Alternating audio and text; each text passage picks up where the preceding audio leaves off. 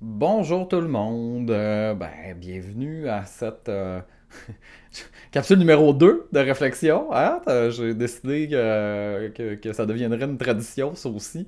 Je trouvais ça intéressant, en fait, de prendre le temps de réfléchir sur l'article concernant les premiers bracelets anti-rapprochement déployés au Québec.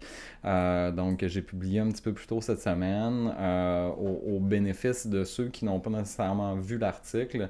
En gros, c'est 20 bracelets qui vont avoir été mis en service. Dans le fond, c'est des bracelets qui vont être attachés à la cheville des personnes qui vont avoir été jugées, condamnées.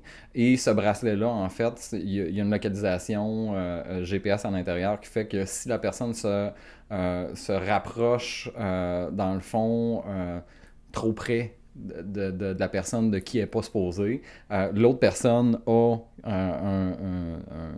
un appareil qui l'avise. Donc, elle peut appeler, signaler, puis aviser que la personne est en train de venir. Donc, c'est un peu là, cette initiative là, qui a été prise, pas uniquement dans la mouvance des féminicides qu'il y a eu l'année passée, cette année, mais plus de manière générale dans la prévention là, à la violence conjugale. C'est un peu aussi la suite là, d'une nouvelle que j'avais publiée plus tôt cette année concernant un un projet pilote de tribunal spécialisé en violence sexuelle et conjugale. Donc, je trouve que c'est une excellente initiative.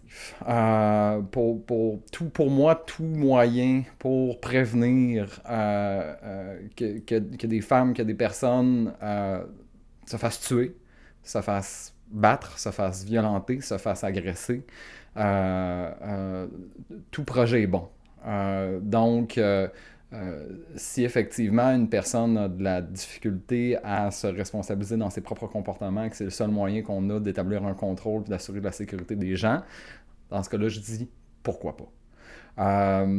Un peu comme la ballonne sur la voiture des personnes qui sont pris trop souvent en état d'ébriété au volant. Tu es en état d'ébriété, tu souffles dans la ballonne, ton char part pas quand tu cotes. C'est plate, mais tes gestes ont des conséquences. Pour certaines personnes, c'est la seule méthode d'apprentissage qui fonctionne. Cependant, ce qui me ce qui m'a amené à réfléchir dans cette nouvelle-là, c'est que pour moi, qu'on en arrive là, il est déjà trop tard. Qu'on en arrive à avoir besoin d'un projet pilote de tribunal spécial pour les personnes victimes d'agression, il est déjà trop tard. Le mal est déjà fait. Et le problème, c'est que le fardeau de la situation repose sur les épaules de la femme ou des personnes qui s'identifient comme femmes. Et je généralise au féminin parce que la majorité des personnes qui sont victimes d'agression, c'est des femmes. Euh, et la majorité des agresseurs sont des hommes. Donc, on va appeler un chat un chat. Euh, donc, le problème, c'est que c'est à la femme d'aller porter plainte. C'est à la femme qui a été agressée, qui a été violentée, de prendre tout son petit change puis d'aller voir un policier qui ne sait pas si elle va bien se faire accueillir. C'est à la femme sur qui repose l'odieux d'entreprendre des procédures judiciaires dans lesquelles elle devra aller témoigner. Elle devra se faire contre-interroger. Elle devra se mettre publiquement sur la place publique comme une personne ayant vécu ce genre d'événement-là, qui juste en soi peut être extrêmement lourde à porter parce que des fois, c'est des gens qui vont garder ça pour eux et ne voudront pas le partager avec leur entourage. Euh, Au-delà de ça, en fait, ça dénote une problématique culturelle profonde. Parce que c'est toujours à la femme de se responsabiliser pour ne pas se faire agresser. Donc, habille-toi pas de telle manière, tu te feras pas agresser. C'est jamais à l'homme de s'éduquer, puis d'apprendre à gérer ses pulsions, puis d'apprendre à gérer ses émotions. Pour moi, il y a un gros travail d'éducation qui devrait être fait en amont auprès des jeunes garçons, auprès des adultes aussi qui parfois vont avoir de la misère à communiquer, qui vont avoir de la misère à gérer leur colère pour toutes les raisons. parce qu'eux-mêmes vont avoir reçu une éducation qui était déficiente, parce qu'ils vont avoir vu des parents et qui vont reproduire ces dynamiques de violence-là dans leur propre vie.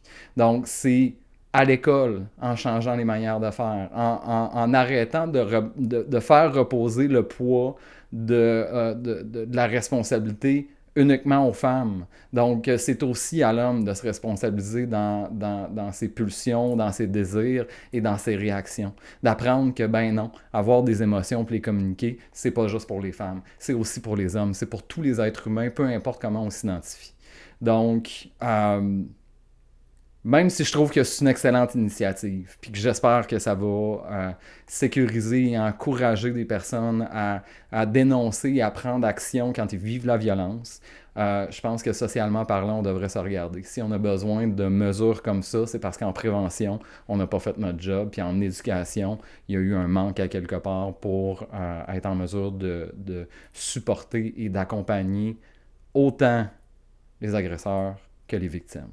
Donc, pour prévenir, en fait, la création d'agresseurs. Donc, encore une fois, un peu comme la semaine passée, je pense qu'il y a une problématique encore plus profonde, c'est-à-dire que la santé mentale n'est pas mise de l'avant, les services ne sont pas suffisamment accessibles à tous les niveaux, que ce soit au primaire, au secondaire, que ce soit dans le système public, dans le système privé. Donc, voilà. Si vous avez des questions, des commentaires, des réflexions, n'hésitez pas. Ça me fait toujours plaisir de vous entendre. Je sais que c'est un sujet qui peut être sensible, même dans certains cas controversé. Donc, s'il y a des opinions qui sont déposées, je vous prie de garder ça civilisé. Donc, dans tous les cas, bonne journée.